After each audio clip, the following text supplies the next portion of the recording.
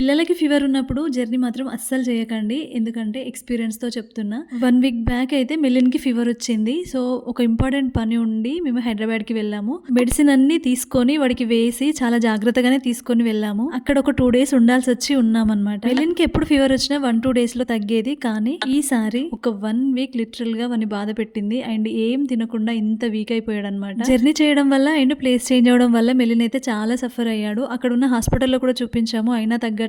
ఇంకా ఎక్కువవుతూనే ఉంది. సో, ఇంకా బెంగటిల్లాడేమో అనిపించింది. సడెన్‌గా ప్లేస్ చేంజ్ చేసాం కదా! సో, ఫీవర్‌తో ఉన్నాడు కాబట్టి యాక్టివ్‌గా ఉండలేకపోయాడు.